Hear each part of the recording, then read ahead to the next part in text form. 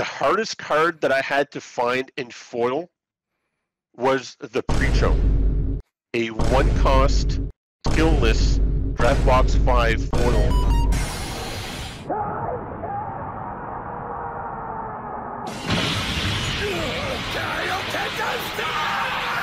Well, welcome everyone to another video. This is going to be a special video. I got a special guest here, Grik77, aka Matthew here with us with his master set for black.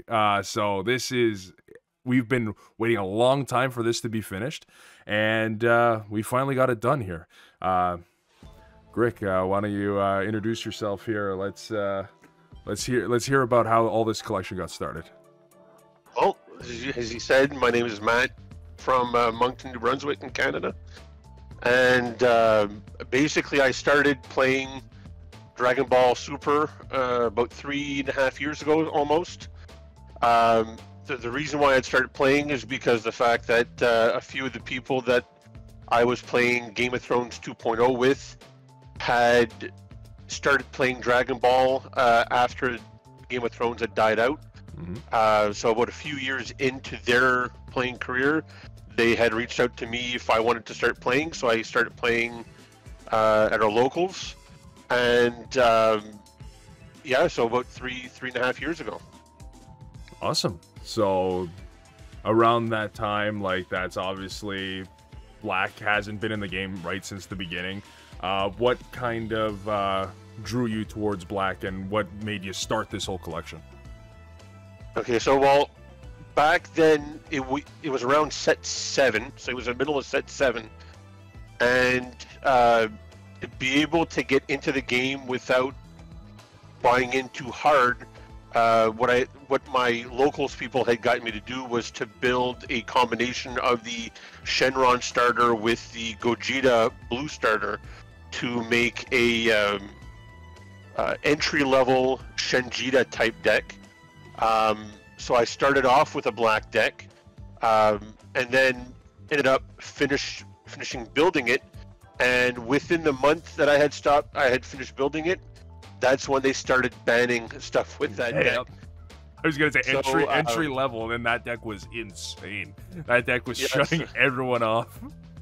So not only do I have a very vast master collection for black, I also have probably the biggest ban list version of a collection as well. Okay. Because black has more things banned in it, or errated, or even limited than any other color, if I do believe.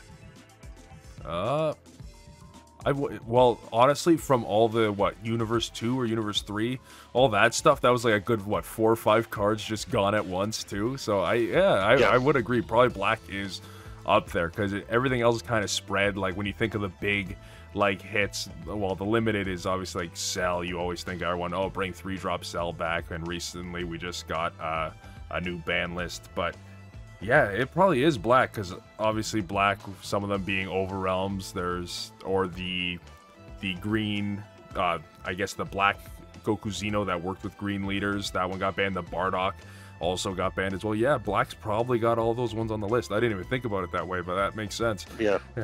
So basically, I started back then. I was playing Kidku, Shenjita, and then Broly BR with the U6 package.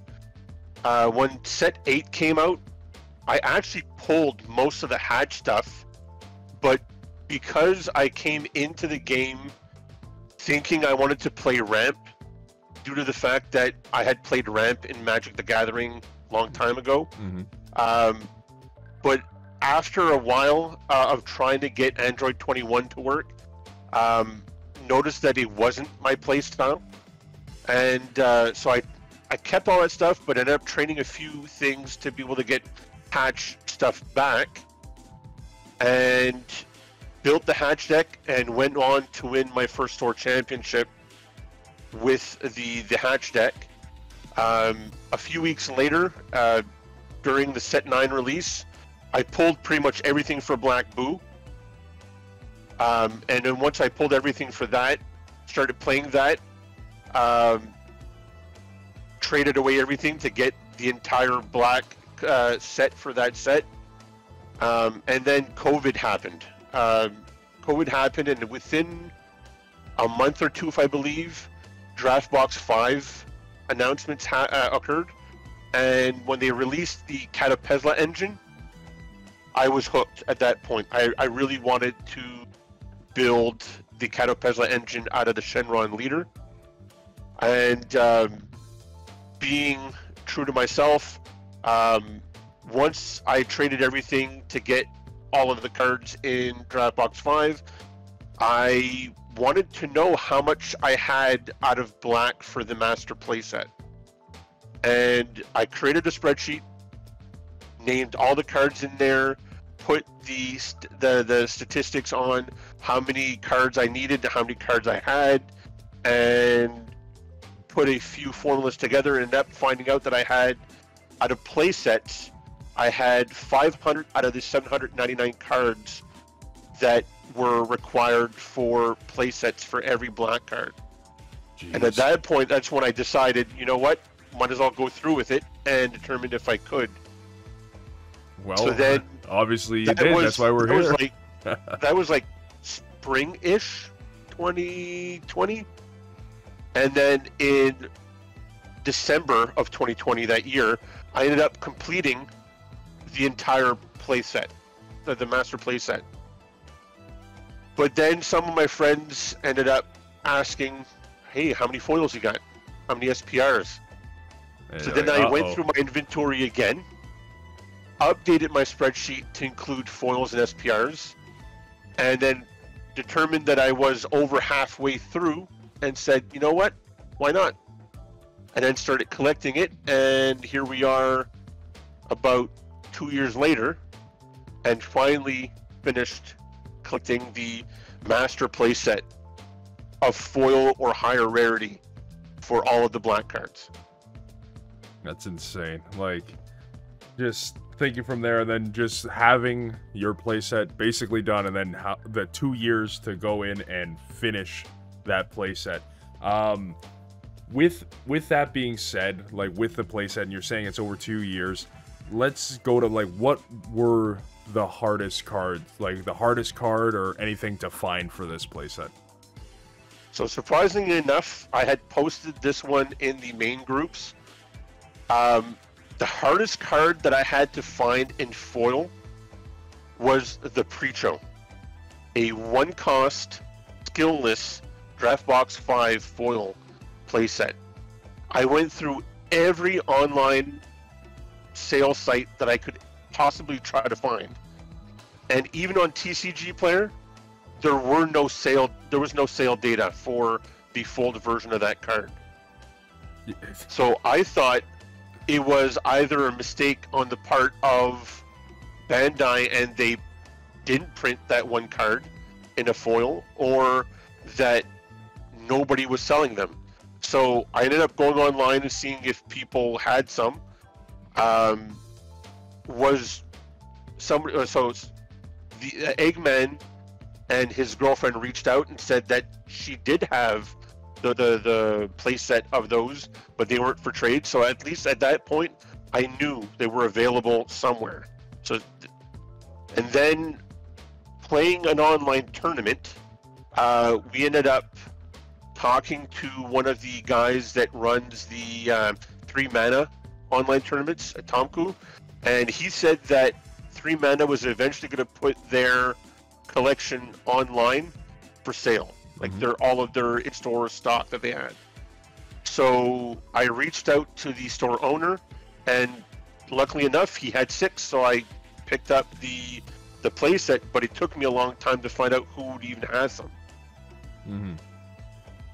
Jeez, yeah, that's just, it's just funny that there was a point in time where it was just like, does this card even exist? Like, why is this the problem card? It must not even exist. Which is funny enough, while you were talking about that card, that's where we went right over into the video as well, too. Playing above, I'm like pointing above, like, this is the piece of shit card that was giving him all the problems.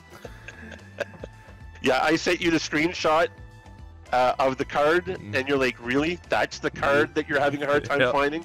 And then I sent you a picture of the playset when I arrived.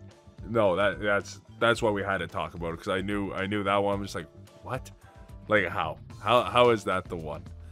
But cutting away from that, I know you were talking about your first decks that you went in with everything, and I know you're talking about Hatch having success as well too. But like, what's kind of your favorite deck, like, of all time, or favorite decks? I know not a lot of people can narrow it down to one. I can't. I always think Ginyu and Cooler, but what obviously yours would be of the black variety. So what decks are you looking at? Because right now, obviously, everyone's thinking about black as being such a horrible color, and obviously you're just like, I'm the king of black right now. I got every single card foiled out, maxed out. What's your favorite decks? So right now, of all time, when I go back and think about all the decks I've played in black, my very favorite deck is the Majin Buu One with Nothingness deck.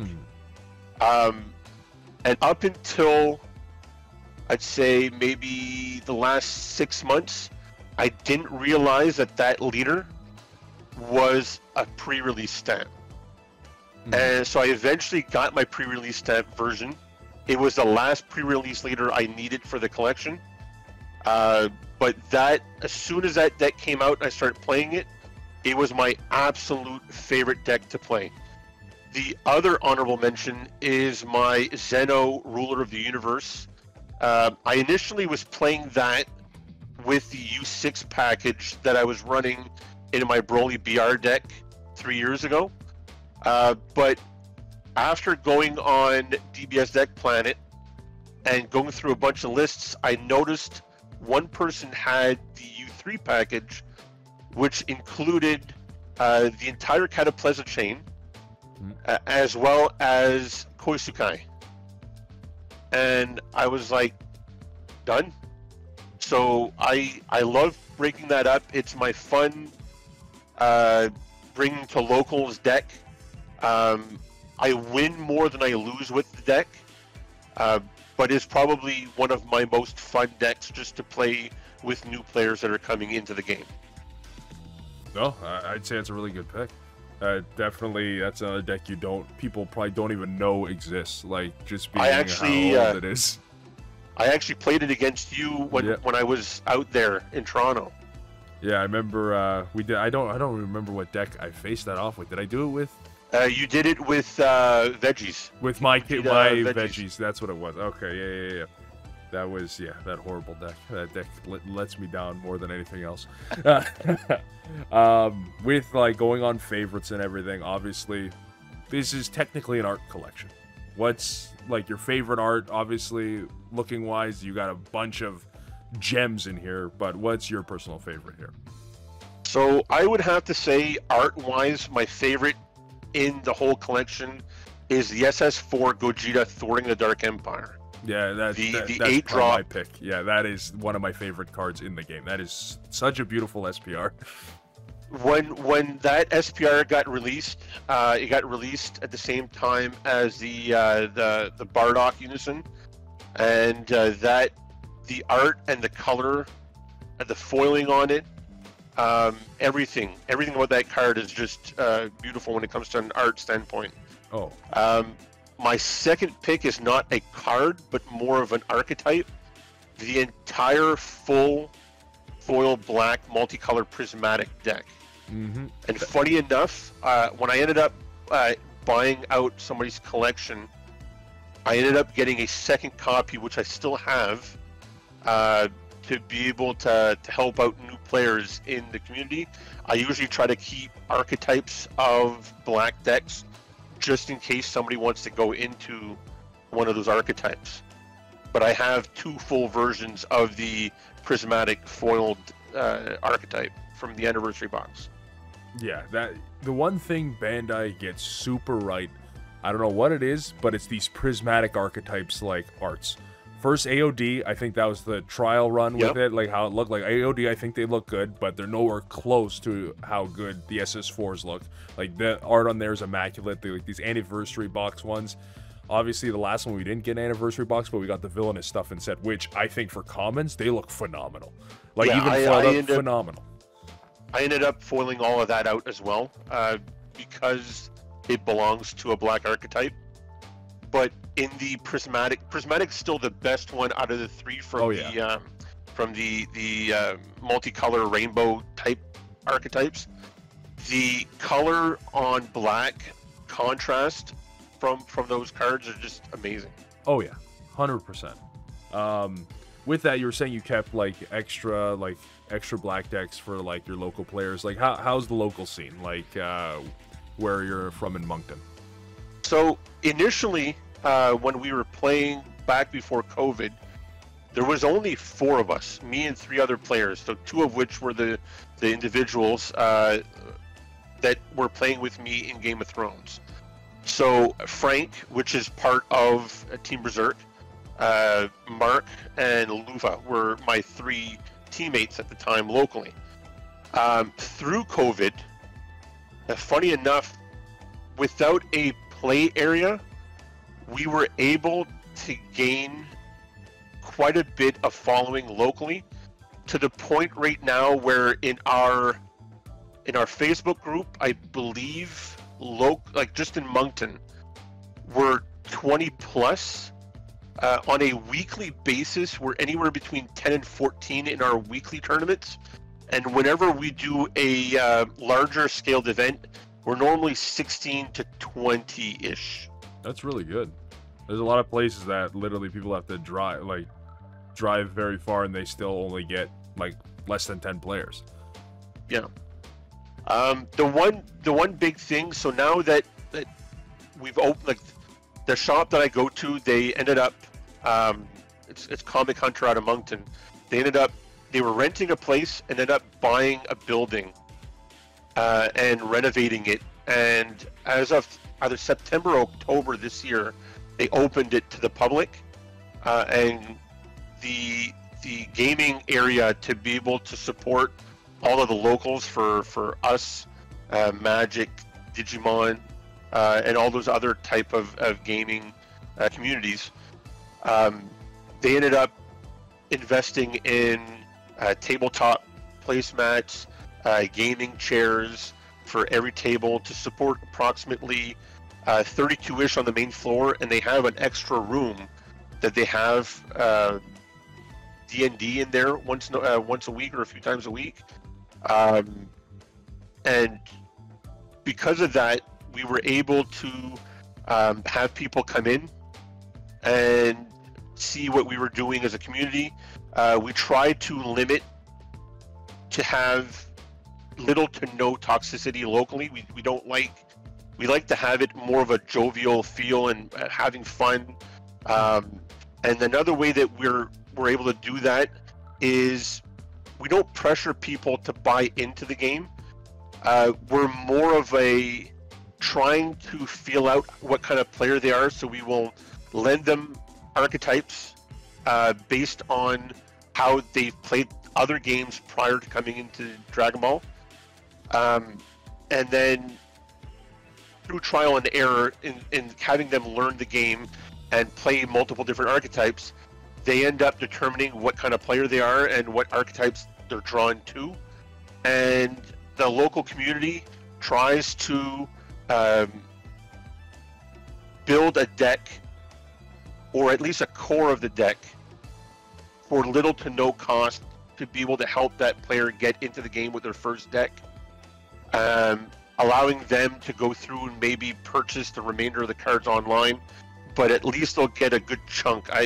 I've helped out a handful of people by giving them at least a good 80 to 90% of the deck, and they've only had to go and buy that last little bit of the deck to be able to make it somewhat competitive.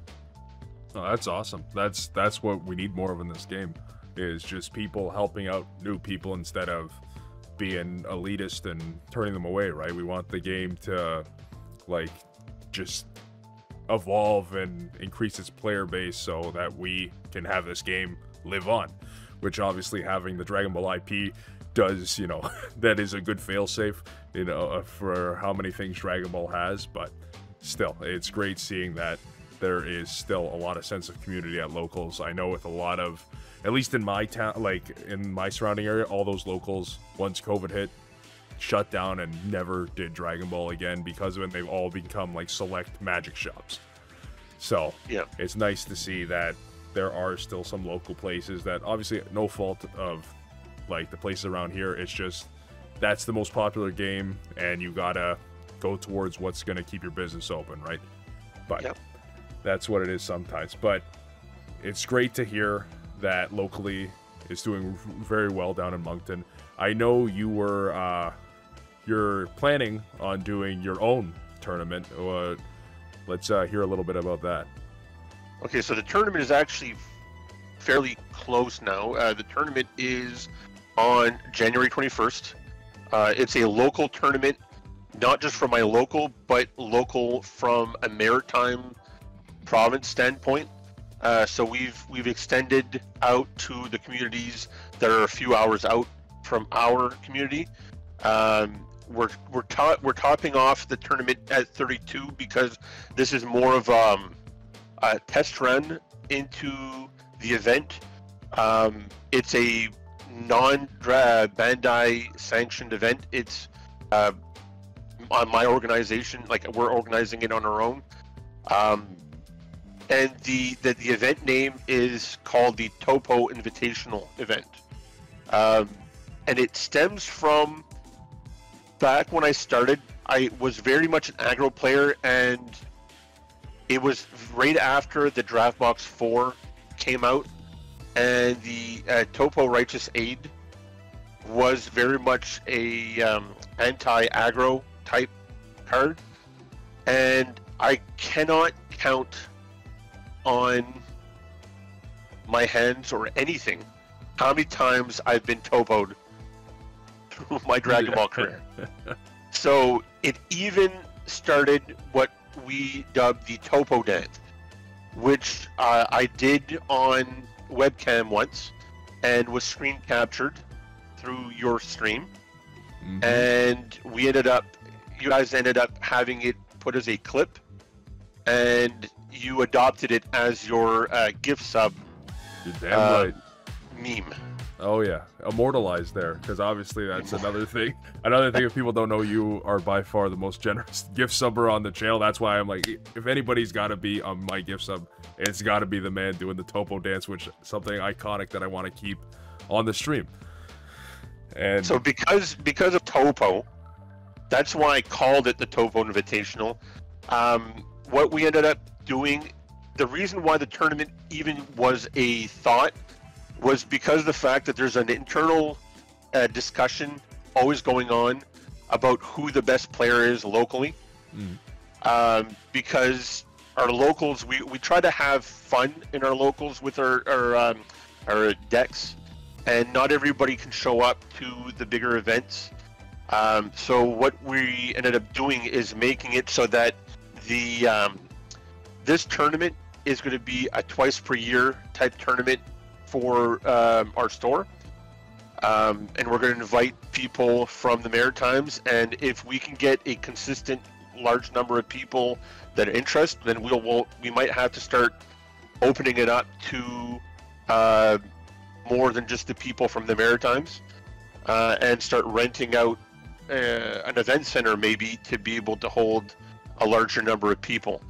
But the tournament was initially created out of local clout for our main players that we have at our tournament. So based on that, I ended up getting designed, created, and printed, and which I just received last week, our Topo Invitational tournaments, playmats that I am funding for the tournament on my own. And the design is the Topo, one of the Topo arts that looks like the Topo Dance a bit. And the first playmat is going to be a gold design, second place is silver, third is bronze, and fourth is red in the winter and blue in the summer. Because the winter text is in blue and the summer text is going to be in red, so we wanted to have that contrast. And the person designing it is Jonah, which designs your team's playmats as well, so that we could have that. And on top of the playmats, I also went out and bought some Ultimate Guard tubes to be able to give out as part of the prizing. and also had a few players donate.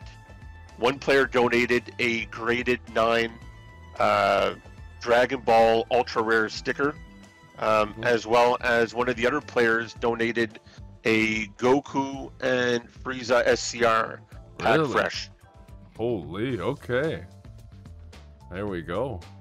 Well, so hopefully that gets our local people to build and bring their very best, and that we can finally settle for at least the next 6 months who is the best player in the Maritimes. Well, that sounds awesome. I'm hoping that you guys get a full house, and then this trial run goes well, and then you can keep this going. Because that definitely sounds like something, especially locally and in the Maritimes, like across, that this would be super, like, good just for the game in general, right? It's something to get to look forward to. I know obviously in Canada we don't have like our own nationals or anything like that, at least sanctioned by Bandai or anything. So something like that where it's not sanctioned by Bandai and you're already having other people like donate some prizing as well too, and you already got these mats done. Like, it seems like all the pieces are lining in. And hopefully we get to go through, and because like you said, that's the thing that went to mind, is we don't get a lot of larger scaled events in Canada, and especially out on the East Coast, because we're a smaller population. So hopefully we can get this off the ground, and in the next year or so, we'll be able to have a lot more participation from areas outside of the East Coast of Canada. That's awesome. I don't know if I completely tuned out, or was there already a date set? Because I know you're saying it was soon. Yeah, January 21st. January 21st. So it's just about a week away. So it's actually next Saturday. Next Saturday. Well, there we go. That's definitely, by the time this comes up, it'll probably be the Saturday, because by the time we're recording this.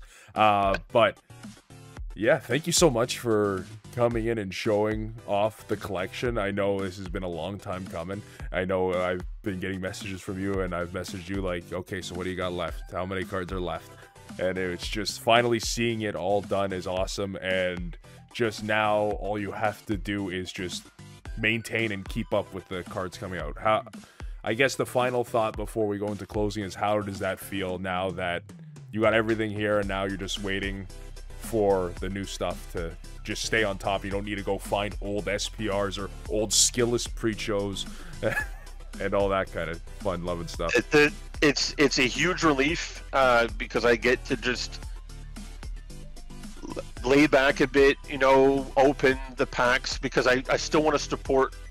Technically, I could just go out and just buy the cards from the new set as they come out. But instead of doing that, I want to support local. I want to support our local store.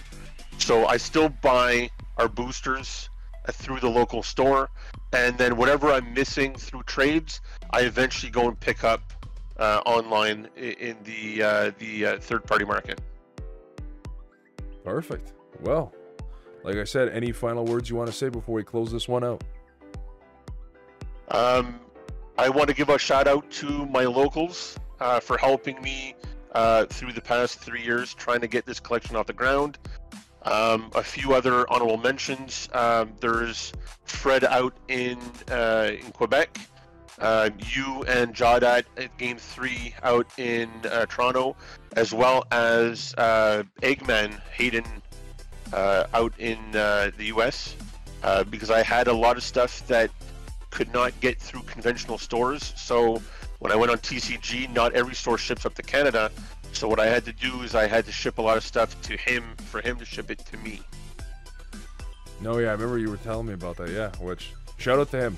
I know he's got a lot with his content and stuff, but to still to help you out with that, getting the shipping from the States up to here to finally get all this stuff up and completed so that we can have everyone enjoy seeing this collection. Another thing, have you confirmed if anyone else has this master collection? Because I don't think there's a possibility. There was one point when I had just finished the non-foiled version of the master playset. There was one person who had posted on the thread that we had opened up on the main groups that said that he was collecting the foils back then, but that was 2.5, well, just over 2 years ago. So I don't know if he's kept up over the years, and to the level that I've kept up, because I have a lot of pre-release stamp.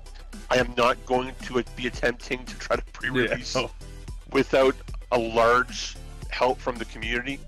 But I've gone through, and I've also gotten a lot of like top 16 type cards, winner cards. So yeah, I don't think there's anybody that has to the level that I have, but I do believe that people have master playsets, just not to the level of foiling and stamps that I do. Well, I'm glad I was the one to display this for you. This is definitely amazing. We've been seeing it go through. Obviously, I can only see it on my screen here, the way we have this set up here, which I'm surprised it still worked. That we got to be able to cut you out and have myself and still have it run without anything exploding. But thank you so much again for coming, and thank you for everything as well, too. Always helping out on the stream as well. But yeah, this was the Master Collection for Black, all foiled out, all beautiful. At least every card that can be foiled out, right? I know that there was some earlier on that couldn't, and then set 10 they switched all of that stuff over. But thank you again for coming out, and I had a great time here. This has been a long time coming. I'm glad that you can finally say that you have the Master Collection. Yes, including the dash packs that are on their way. They're being shipped right now. Yeah, this is already past the recording. I was going to say we don't need to worry about that. This is the keeping up with the collection part now. Is those this dash is the keep up with the yeah. No, but thank you again so much. Okay, well, thanks for having me.